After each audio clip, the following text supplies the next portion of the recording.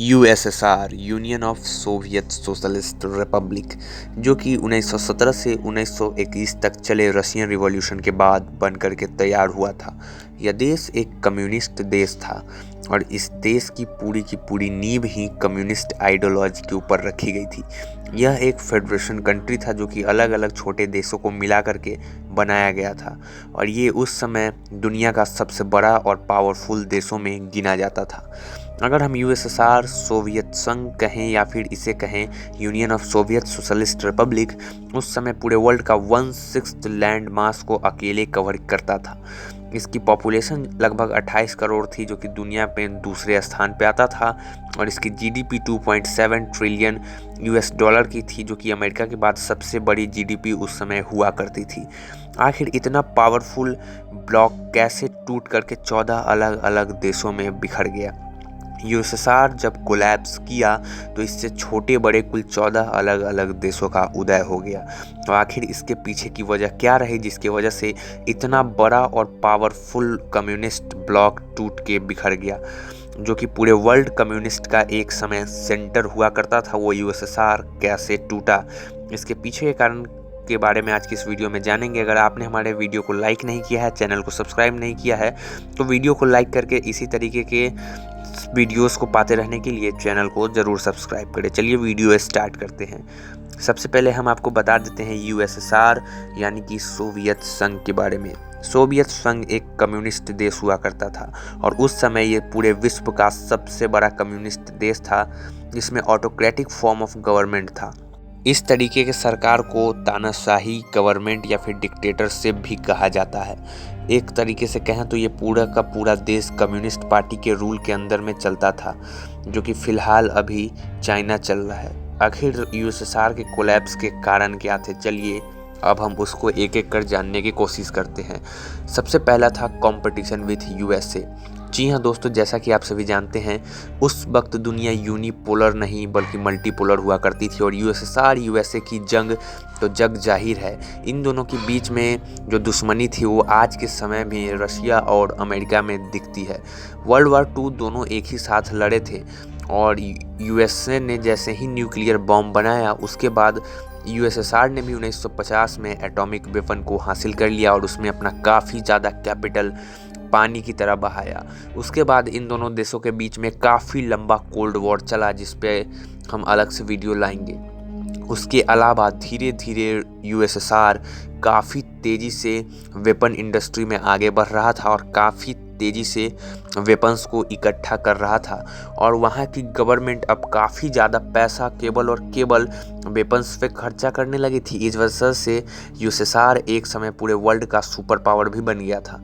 USSR की बात करें तो यूएसएसआर उस समय काफ़ी तेज़ी से अंतरिक्ष के क्षेत्र में भी बढ़ रहा था और सबसे पहला सैटेलाइट स्पुतनिक फर्स्ट हो या फिर स्पेस में भेजा गया पहला एनिमल या फिर डॉग कहें तो लइका, जो कि उसी के द्वारा भेजा गया था, या फिर स्पेस में पहला मैन जो ह्यूमन था वो भी यूएसएसआर के रोसकॉस्मोस द्वारा ही भेजा गया था, जो कि फ़िलहाल रोसकॉस्मोस के नाम से जाना जाता है। इस तरीके से स्पेस वॉर में भी यूएसएसआर यूएसए से काफ़ी आगे जा रहा था और इन सभी में वो अपना काफ़ी ज़्यादा कैपिटल को इन्वेस्ट कर रहा था और पानी की तरह बहा रहा था। यूएसएसआर के इस कदम से उसके जितने भी सहयोगी देश थे वो बिल्कुल नाखुश थे। उसके बाद दूसरा कारण आता है मिलिट्रिलाइजेशन। जी हाँ दोस्तों, जैसा कि मैंने आपको पहले ही बताया कि यूएसएसआर और यूएसए में द्वंद्व छिड़ी थी कि कौन कितना आगे है और इसी वजह से जो यूएसएसआर था, पहले ही मैंने आपको बताया, ये अलग अलग देशों का एक ब्लॉक था और इसमें यूएसएसआर इकोनॉमिक पॉलिसी और फॉरेन पॉलिसी को कंट्रोल करता था और बाकी सभी देश खुद से अपना कॉन्स्टिट्यूशन चलाते थे। इस वजह से जितने भी देश थे वो चाहकर भी इकोनॉमिक पॉलिसी में सुधार नहीं कर पाते थे। इस वजह से उसके जितने भी सहयोगी देश थे वो उससे काफ़ी खफा चल रहे थे और जितना भी इकोनॉमी का एक बड़ा हिस्सा था कैपिटल, उसे मिलिट्री के इक्विपमेंट्स और वेपन बनाने में इस्तेमाल करती थी उस समय की यूएसएसआर गवर्नमेंट। इस वजह से यूएसएसआर में काफ़ी ज़्यादा फैक्ट्री वेपन्स की खुलने लगी थी। लेकिन उसके बाद यहाँ पे इंडस्ट्रियल रिवॉल्यूशन भी हुआ और काफ़ी तेज़ी से इंडस्ट्रीज़ खुलने लगी। लेकिन ये जितनी भी इंडस्ट्रीज़ थी ये सभी की सभी गवर्नमेंट कंट्रोल में आती थी और यहाँ पे प्राइवेट कंपनी नाम की कोई चीज़ ही नहीं हुआ करती थी। इस वजह से वहाँ पे जितने भी मिलिट्री पे खर्चा होता था वो सारा का सारा यहीं से आता था और सारा का सारा इंडस्ट्री को वहाँ की गवर्नमेंट कंट्रोल करती थी, जिससे वहाँ के जितने भी पूंजीपति अरबपति थे वो गवर्नमेंट की इस पॉलिसी से काफ़ी नाखुश थे और धीरे धीरे यहीं एक चिंगारी का रूप ले रही थी जो आगे चल के यूएसएसआर को 14 अलग देशों में तोड़ने का काम करती। तीसरा था ऑटोक्रेटिक फॉर्म ऑफ गवर्नमेंट। जी हाँ दोस्तों, पहले ही मैंने आपको बताया कि यूएसएसआर एक कम्युनिस्ट देश था और यहाँ पे ऑटोक्रेटिक फॉर्म ऑफ गवर्नमेंट चलता था। यूएसएसआर में कम्युनिस्ट देशों की तरह ही एक ही आदमी शासन करता था और उस समय जोसेफ स्टालिन एक काफ़ी बड़ा तानाशाह हुआ करता था, जो कि माना जाता है कि एक समय पर ये हिटलर को भी पीछे छोड़ दिए थे तानाशाही के मामले में।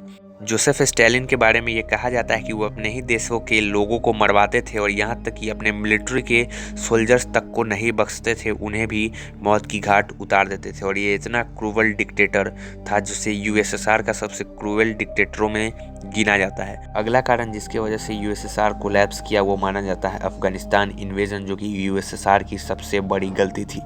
अफगानिस्तान को इन्वेड करना यूएसएसआर के लिए काफ़ी भारी पड़ गया। यूएसएसआर ने अफगानिस्तान को इसलिए इन्वेड किया था क्योंकि वहाँ पे वो शांति स्थापित कर सके और अफगानिस्तान पे वॉर डिक्लेयर करने के बाद यूएसएसआर की इकॉनमी को काफ़ी बड़ा धक्का लगा और ये वॉर लगभग 1979 से 1989 तक चला और 10 साल का टाइम पीरियड तक यूएसएसआर अफगानिस्तान में ही रहा। इससे यूएसएसआर की गवर्नमेंट के अंदर काफ़ी ज़्यादा खामियां दिखाई देने लगी थी। धीरे धीरे यूएसएसआर की इकॉनमी गिरी और काफ़ी ज़्यादा यूएसएसआर के सोल्जर्स इसमें मारे गए। यूएसएसआर के कोलैप्स का सबसे बड़ा मेजर फैक्टर भी अफगानिस्तान इन्वेजन को माना जाता है। उसके अलावा यूएसएसआर में काफ़ी ज़्यादा लीडर्स हुए थे, जैसे कि व्लादिमीर लेनिन से लेकर के मिखाइल गारवासेव। और यहाँ पे जो आपको मिखाइल गारवासेव दिख रहे हैं, इनको भी एक काफ़ी बड़ा जिम्मेदार माना जाता है यूएसएसआर के कोलैप्स का, क्योंकि ये जब राष्ट्रपति बने 1985 में तो उसके बाद इन्होंने फ्रीडम ऑफ स्पीच का अधिकार रशियन मीडिया और रशियन लोगों को दे दिया।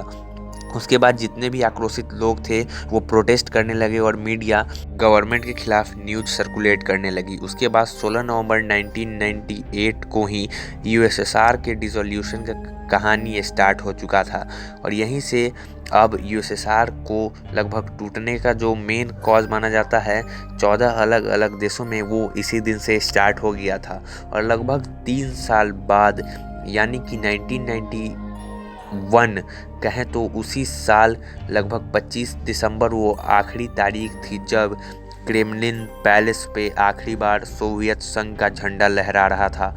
और उसी के अगले दिन यानी कि क्रेमलिन पैलेस का 25 दिसंबर अंतिम दिन माना जाता है और उसी के अगले दिन एक काफ़ी बड़ा जियोपॉलिटिकल घटना हुआ, यानी कि 26 दिसंबर 1991 को यूएसएसआर 14 अलग देशों में टूट गया। जी हाँ दोस्तों, ये काफ़ी बड़ा सेटबैक था उस समय इंडिया के लिए, क्योंकि यूएसएसआर का टूटना उस समय भारत को काफ़ी ज़्यादा नुकसानदायक था, क्योंकि उस समय यूएसएसआर भारत का काफ़ी सपोर्ट कर रहा था।